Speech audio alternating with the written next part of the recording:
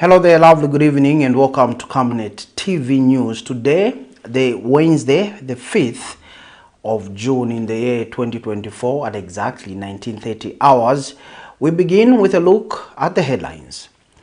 Finance Minister exempt from shareholder requirements in state-registered companies. President HICHILEMA orders tribunal to investigate gassing and loan misuse. PULE and ZULU released on bail as KALABA raises questions about rule of law. In international news this evening, Nigeria union suspend strike for 1 week. And in sports, Grant names 24-man squad for Morocco, Tanzania clashes. More after the break. Enjoy the benefits of an instant loan with us ranging from 1,000 kwacha to 750,000 kwacha paid express once collateral is viewed, valued and verified. Call us on 0763 595 359 or 0779 432 993. Classified Financial Express, here as your financial friend.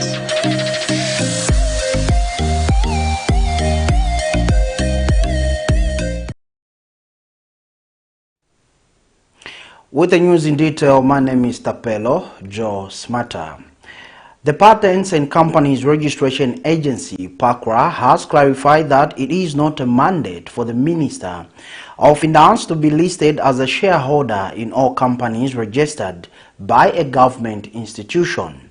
The clarification comes in the wake of a backlash that Zambia National Service ZNS Commander Lieutenant General Maliti Solochi is registered as one of the shareholders in Eagle Holdings Limited instead of Minister of Finance as prescribed by law.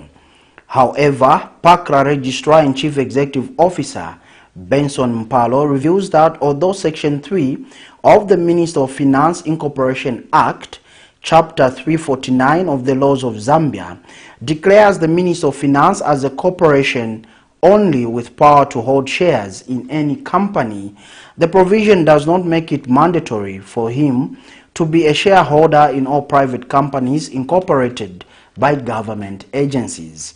This is contained in a statement issued to Camnet TV News. Youths from various networks in Lusaka have urged fellow youths to participate in environmental issues as the planet deserves more attention owing to the alarming global climate change crisis. Speaking to Camnet TV News, Media Network on Child Rights and Development Programs Officer Elizabeth Mawere appealed to young people to begin engaging in the protection of the environment as a measure to cushion climate shocks. Meanwhile, youths that joined in the World Environment Day March past say in line with this year's Environment Day theme, young people must adopt climate-friendly practices such as recycling of waste. More in the following report. Zambia June 5th joined the rest of the world in commemorating World Environment Day, being held under the theme Accelerating Land Restoration for Drought Resilience in Zambia. The Ministry of Green Economy led this year's celebrations with a march past from the Ministry to Government Complex in Lusaka. In commemoration of the day, young people from various organizations have expressed the need for youths to participate in environmental protection in the country as they are the largest population. Speaking to Camnet News, Media Network on Child Rights Development Programs Officer Elizabeth Mawele says young people must participate in environmental protection efforts as they are the ones that can put an end to climate change. Ms. Mawele adds that the environment affects everyone, therefore children must take care of their surroundings at a young age. It is my plea to young people for them to ensure that they also actively take part in ensuring that we take care of our environment. Young people are not spared when it comes to issues of climate change, and they are the ones who are in the driver's seat to ensure climate change is put to an end. So there are a lot of things that young people can do in relation to protecting the environment. For example, simple issues like just ensuring that you do not litter around, simple issues to ensure that you reuse things like a bottle so that you do not keep reproducing to avoid issues of climate change. Children are affected, young people are affected, a lot of things like floods that are happening, the cold weathers are affecting children in schools, also children in homes. So it is my plea to ensure that young people are taking the front role in ensuring that they also fight climate change. And also, it is also my plea to ensure that different organizations that are in the fight against climate change include children, because active participation from children ensures that we find a better Zambia or a better world for us. And Blessings Walia, a teenager from Media Network, says young people must take responsibility of their actions and dispose of waste in appropriate places. The responsibility, it's our future, it's us who are contributing to the climate crisis. It starts with you. That small paper that you think I'm the only one who's throwing, that another person is also thinking of the same thing, and at the end of the day we're having drainages being blocked because of just that one small paper. Let's take our action, let's be deliberate in whatsoever we do, and make sure that at least if you're able to plant a tree, go plant a tree. If you're able not to litter, don't litter. And if you're able to take advantage of this climate crisis, become innovative and make the future better for the upcoming generation. Meanwhile, youths from Youth Project Development Platform have echoed similar sentiments, stating that youths must participate as the world only has one planet to live in. We are focusing on land restoration and drought resilience, and how young people can be engaged. I encourage all young people to take interest in environmental issues and make sure that we fight against climate change as well as drought resilience. As you may be aware, this year we faced a lot of droughts and we are food insecure. So young people should get engaged and teach other young people on how we can protect our planet. Remember, our planet belongs to us and it will affect us in the near future. It is us young people that are going to be there in the next 30 to 50 years. I want to share a bit about how us as youth can help take care of our environment so that our environment can take care of us. Pick up your plastics, youth. Pick up your papers. Do not litter. Take care of your environment. Plant trees whenever you get the chance to plant trees. Take care of your environment. Take care of your planet, because it is the only planet that has chocolate. Cherish Sibote for Camnet News, Lusaka. From Lusaka to Mazabuka, where Zambia Sugar has halted production operations to safeguard the lives of all employees and contractors following the electrocution of a contractor on Tuesday. Company Corporate Affairs Director Eugene Chungu says investigations have been launched to ascertain the cause of the accident, where a contractor was fatally electrocuted while working on a 33 kilovolt overhead power line within the Nakambala estate in Mazabuka. Mr. Chungu says the company prioritizes the safety of all its people and will continue to review and enhance safety procedures surrounding all work assignments, including energy isolation. Moving on to court news, where the Lusaka Magistrate Court has granted bail pending trial to opposition Christian Democratic Party President Pastor Danny Pule and Lumezi Independent Member of Parliament Munia Zulu, following their 8 days detention for charges of seditious practices. Mr. Pule has been granted 150,000 kwacha in his own recognizance by Lusaka Principal Magistrate Sylvia Muninya, while Mr. Zulu obtained a 250,000 kwacha bail in own recognizance as well. The duo, with 3 others, are facing different counts of seditious practices contrary to the laws of Zambia. Meanwhile, Opposition Citizens First President KALABA says despite the granting of bail, he alleges that there is no rule of law in the country at present. More in this report. The alleged disappearance of Independent Petauke Central Member of Parliament Emmanuel Jeje Banda in unclear circumstances in recent weeks did not only catch the country's citizen by surprise, but fueled the arrest of political figures known for their commentaries. Among them, Forum for Democracy and Development leader Edith Nawakwi, Munia Zulu, Maureen Mawonga and civil rights activist Brebna Changala for seditious practices contrary to Section 57, subsection 1b, as read together with Section 60, subsection 1b of the Penal Code, Chapter 87 of the laws of Zambia. After spending 8 days in the freezing cells of prison, the Lusaka Magistrate Court has granted bail pending trial to Dr. PULE in the sum of 150,000 kwacha in on recognizance after Dr. PULE's lawyer Jonas Simba made an application for bail pending trial, prompting Lusaka Principal Magistrate Sylvia Munyinya to do so and setting trial date as 7th June 2024. Meanwhile, Munia ZULU has been granted 250,000 bail in on recognizance with 2 working sureties in the like sum before Lusaka Magistrate Friday Samundu, with trial commencing on the 17th, 18th, 19th and 21st June 2024. Both the Christian Democratic leader and Lumezi lawmaker have been ordered to surrender their passport to the clerk of court last week. Nawakwi civil rights activist Brebna Changala, Lumezi independent member of parliament Munia ZULU, his Mfue counterpart Maureen Mawonga, and Christian Democratic Party President PULE were arrested on allegations of hate speech and seditious practices before the state charged them with espionage, which were later dropped.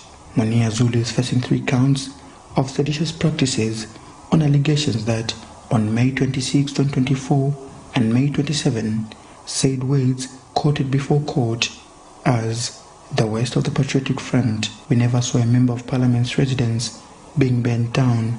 You at your best, member of parliament, has disappeared.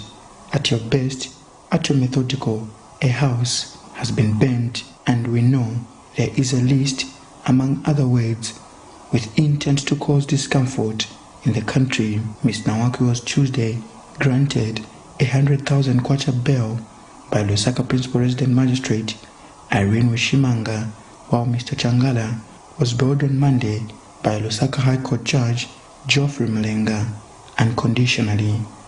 But Mfue Member of Parliament Maureen Mawonga remains in prison as her bail pending trial application hearing comes up on Thursday, 6th June 2024, before Lusaka Resident Magistrate Trevor Kasanda.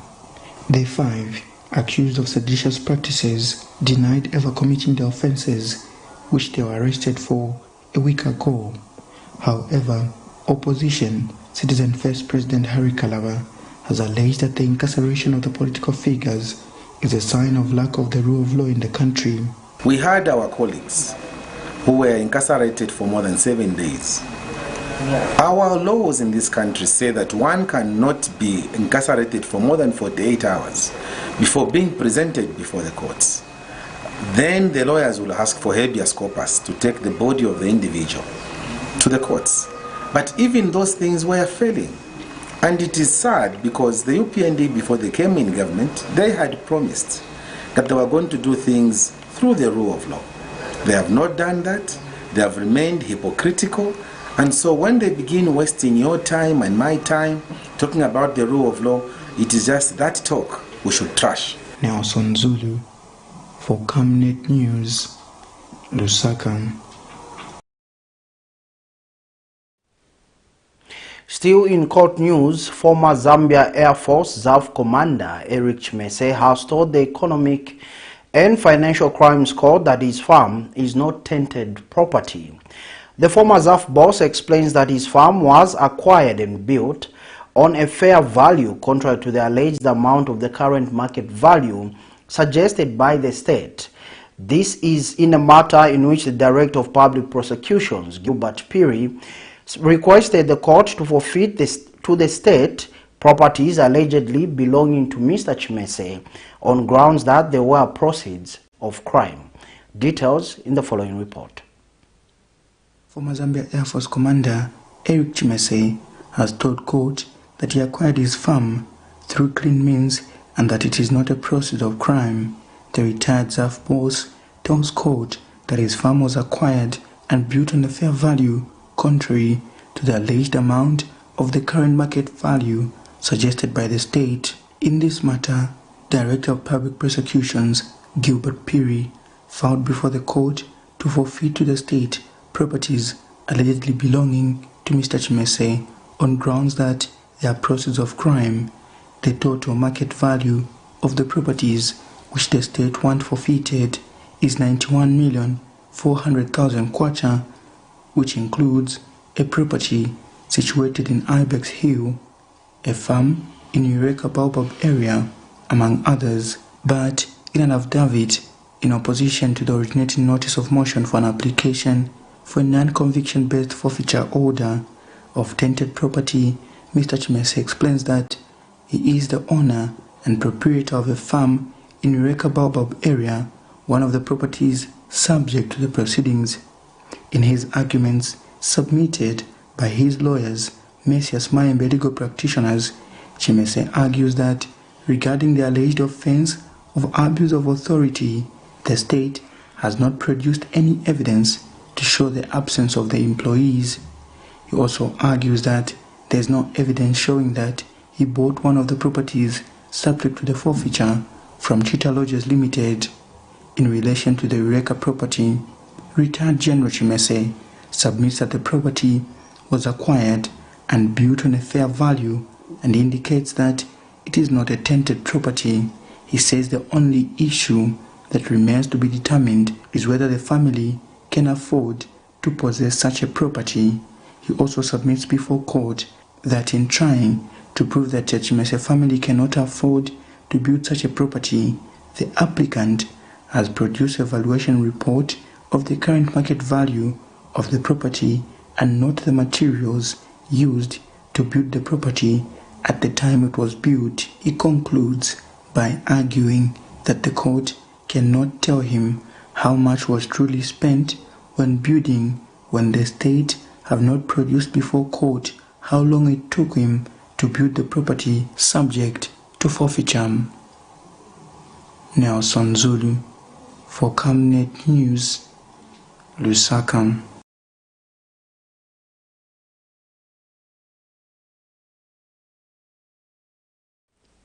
From the Magistrate Court and now to State House, where Republican President Mr. HICHILEMA has called for the arrest of suspected ruling United Party for National Development UPND youths who disrupted public order and allegedly abused citizens on some roads in Lusaka on Tuesday.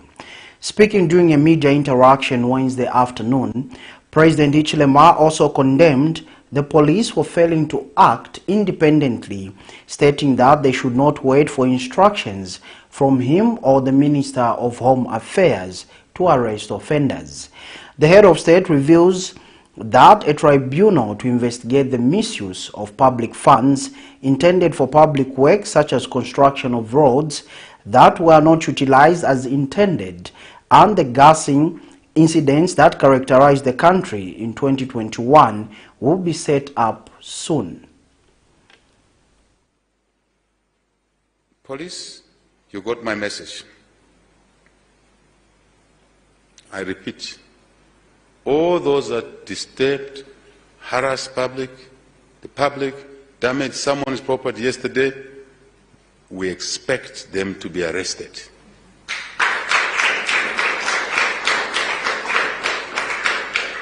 Those two who are wanting to take us back to the rivers of blood, you will be arrested. Now decided to do a formal investigation who was gassing people, for what reason.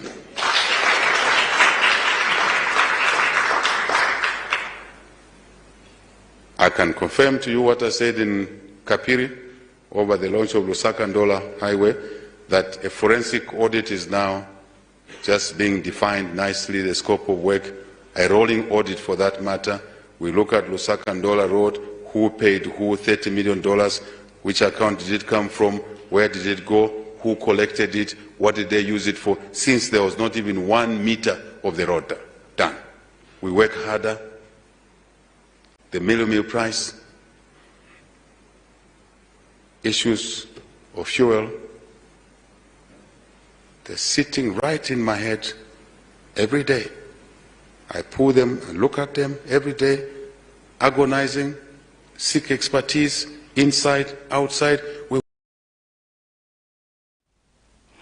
In a related item, Republican President Mr. HICHILEMA has appointed Mulambo Haimbe State Council as Minister of Foreign Affairs, while Kembe Member of Parliament Princess Kasune has been appointed Minister of Justice.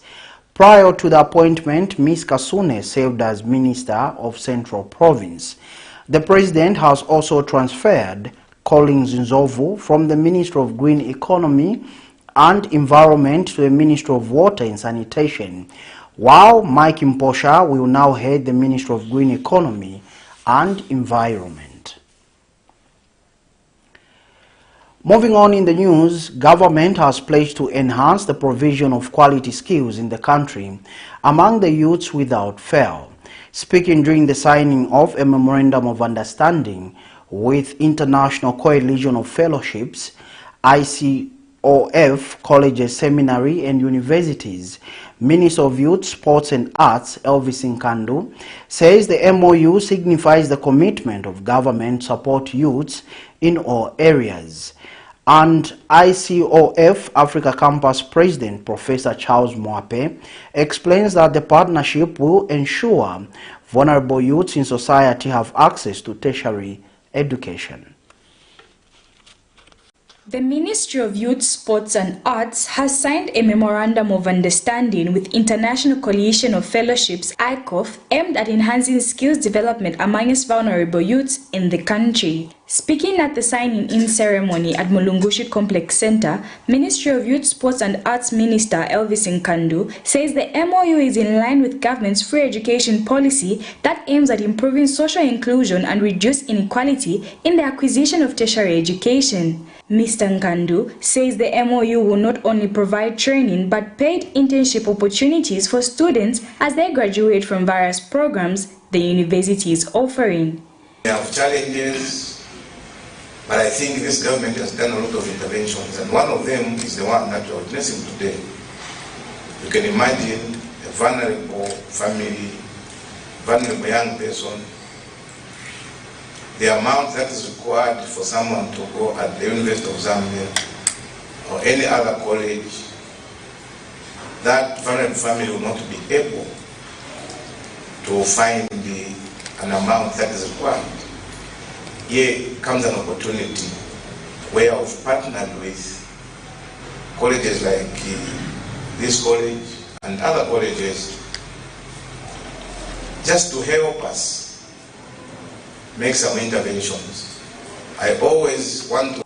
And ICOF Africa Campus Vice President Professor Charles Mwape says the institution currently has 207 persons with disabilities as students, ensuring that disability is not a barrier to learning. But amongst the students that we have, Honourable Minister, we have about 207 students that are persons with disabilities who are doing social work and teacher education. These students, with your direction and with the support from the team from your ministry, we agreed that we ensure that they are learning without paying, not even a 900 kwacha.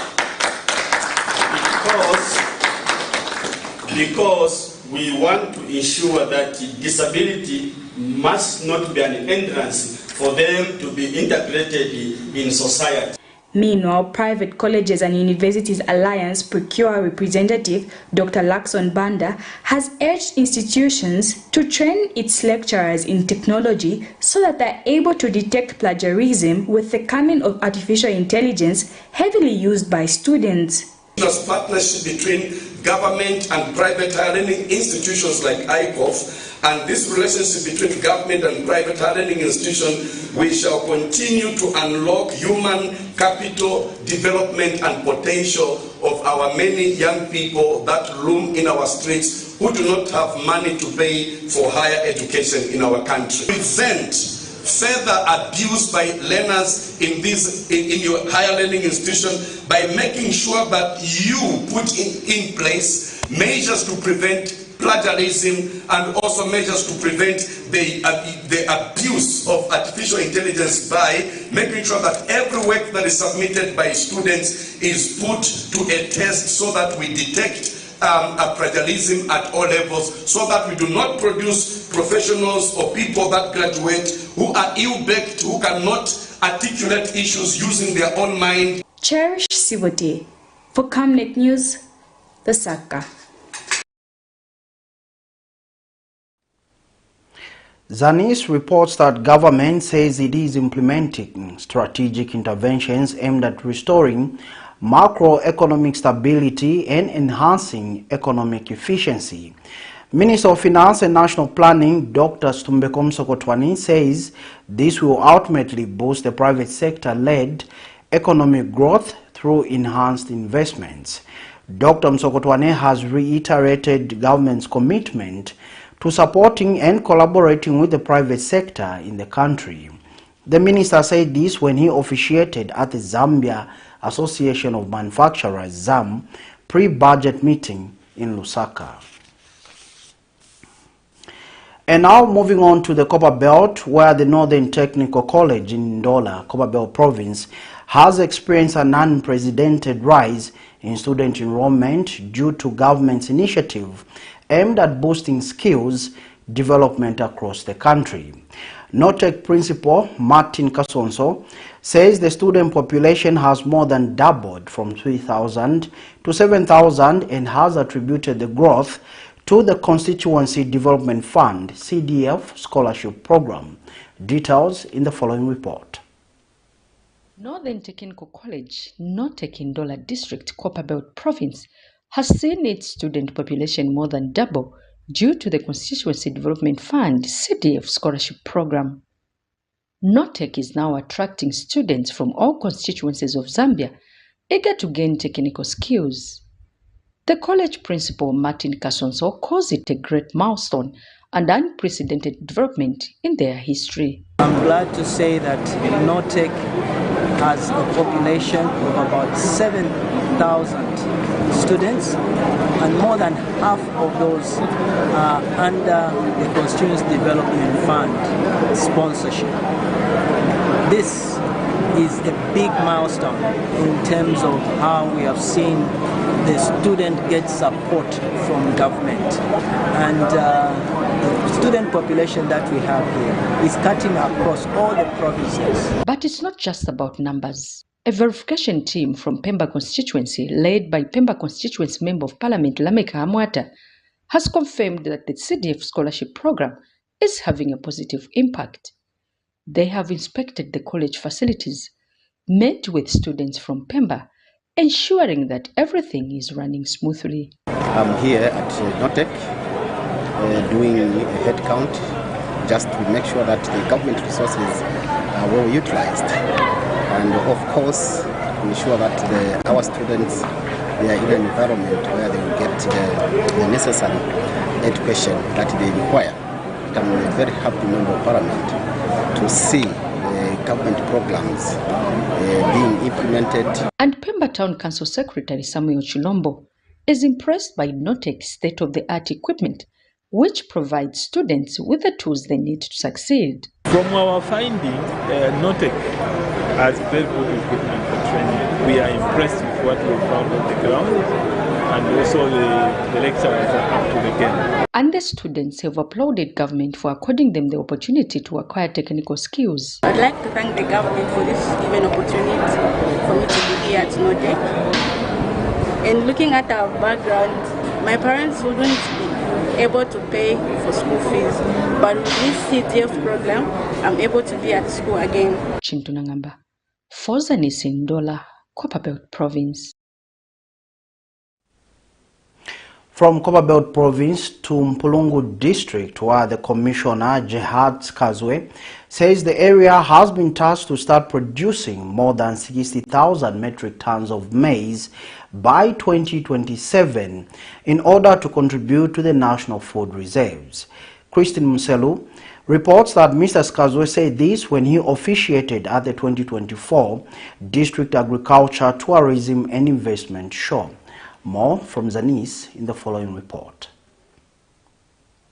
Agriculture is not only a key sector in contributing to the national food security, but also to the economic development of the country. Annually, farmers have come together to showcase their farm products during the agriculture show. Mpulungu District has held an agriculture tourism and investment show. Mpulungu District Commissioner Gerhard Sikazwe officiated at the show.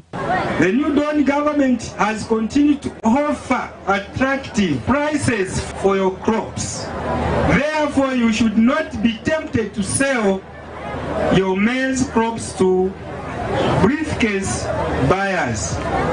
Moreover, government supports you with farming inputs in order to enhance our national food security by ensuring that our national food reserve is well stocked.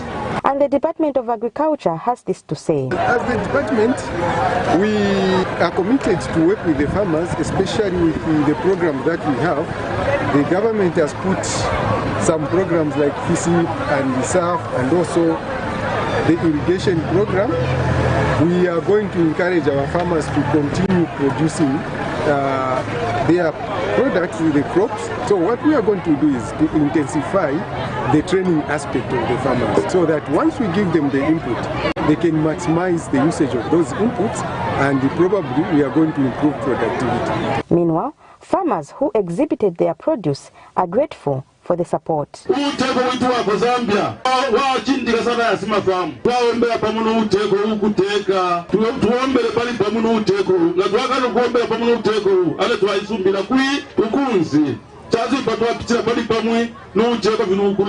Christian Zulu reporting for Zanes in Mpulungu. And that particular story takes us to our first set of commercials, but do join us for international and sports news. When we come back, do stay tuned. Are you looking for a reliable and efficient courier company with international standards? Then let UBZ Courier, your trusted partner in swift and secure deliveries, be your ultimate choice. Whether it's a small package or a hefty consignment, UBZ Courier handles it all, locally and internationally. Our modern call center ensures personalized attention for every client. For seamless deliveries within Zambia and beyond, trust UBZ Courier. Call us now on +260 763 062 680 or visit us at plot number 15 Mwapona Road, Woodlands, Lusaka, Zambia. UBZ Courier, a world-class brand that can be trusted. Potatoes, the unsung heroes of flavor. From crispy chips to creamy mash, potatoes are the versatile superstars of your kitchen. Grown with love by our dedicated workforce drawn from around the community of Kalabana. Savenda Farm's commitment is to see to it that we have potatoes that are grown right, healthy, big and tasty. For that quick fix or big celebration or that meal that brings family together, top chefs rely on the Savenda potato to create culinary masterpieces. And for others, it's that icebreaker to a delightful conversation. So, embrace the magic of Savenda potatoes. They're not just a side dish, they're the heart and soul of your kitchen. Savenda, save nations, develop Africa. Attention, attention, attention! Prime land in Ibex Hill, Kablonga, Lusaka East on sale. 1 acre and 2 acres. Contact us on +260 972 300 300 or +260 962 965 883. Only serious buyers needed.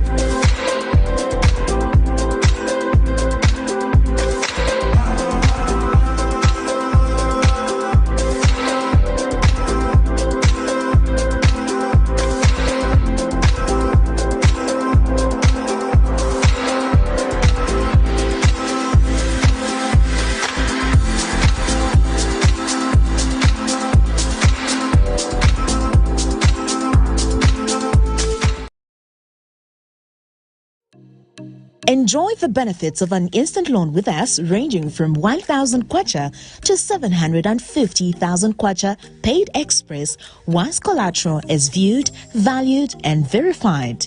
Call us on 0763 595 359 or 0779 432 993. Classified Financial Express, here as your financial friend.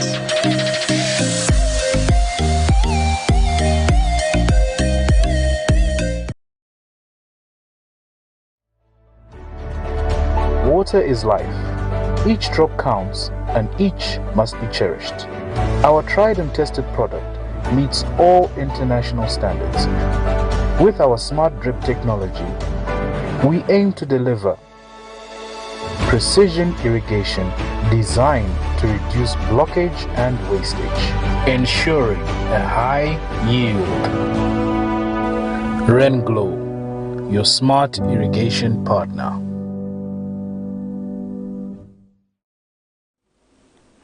Welcome back, and thank you so much for still joining us. And now in international news, Nigeria's main labor unions have suspended a strike which led to the shutdown of the country's power grid and the closure of its busiest airports on Monday. The Nigerian Labour Congress (NLC) and the Trade Union Congress (TUC) disclosed that they were suspending the strike for 1 week in order to continue talks with the government over a new minimum wage. The unions, however, warned that failure on the part of government to offer an acceptable new minimum wage will prompt the organized labor to resume the strike without further notice. Here is a roundup of international news. Nigeria's main labor unions have suspended a strike which led to the shutdown of the country's power grid and the closure of its busiest airports on Monday. The Nigerian Labour Congress and the Trade Union Congress said on Tuesday they were suspending the strike for 1 week in order to continue talks with the government over a new minimum wage. The unions had demanded a 16-fold rise in the minimum wage from 30,000 naira to 494,000. The government had proposed doubling the current wage to 60,000, but now says it is open to raising this, although no new amount has yet been announced. The standoff comes amidst the country's worst economic crisis in a generation, after government reforms fueled inflation and aggravated a cost of living crisis. Government and union representatives will now hold daily negotiations over the next week in the hopes of agreeing on a new minimum wage. Russian Foreign Minister Sergei Lavrov met with Congolese President Denis Sassou Nguesso on the second leg of his Africa tour. High on the agenda was the political crisis in Libya. Sassou Nguesso is the chair of the African Union High-Level Committee on Libya and seeks to organize an inter-Libyan summit. On Tuesday, Congo's top diplomat held a press-in Oyo with his Russian counterpart. Brazzaville has called for a negotiated end to the war in Ukraine. In our eyes, those who urge to send troops on the ground do not help the peace process. On the contrary, they put all humanity under the risk of fatal and definitive confrontation. This is not a very responsible position. Switzerland will host on June 15th and 16th a conference set to discuss peace. However, Russia was not invited. Furthermore, Ukraine outlawed negotiations with Vladimir Putin in 2022. Lavrov has slammed the upcoming conference. On the conference in Switzerland, of course, we have said it more than once, and all objective politicians understand that the conference has no other meaning but to try to preserve the collapsing anti-Russian bloc. At the end of Lavrov's working visit, Moscow and Brazzaville reaffirmed their commitment to increase mutually beneficial cooperation. Later on Tuesday, Russia's top diplomat held talks with his Burkinabe counterpart in Ouagadougou. South Korean leader Yoon Suk-yeol vowed shared growth, sustainability and solidarity on the second and final day of the inaugural Korea-Africa Summit. Representatives from 48 African countries were in attendance. President Yoon announced during a business forum on Wednesday that his country will establish a mineral partnership with some nations on the continent. Africa's role has become more important due to the unpredictability in the global supply chain caused by geopolitical risks. I hope to establish key minerals partnership with African nations and expand mutually beneficial cooperation in resources through key minerals security partnership with countries that share the same values. State news agency Yonhap reported that African representatives agreed to launch a ministerial-level mineral dialogue to ensure a resilient supply chain of resources needed for key technologies. Minister of Foreign Affairs Cho Tae-yeol said Africa is a crucial partner for Korea in realizing its foreign policy aspirations.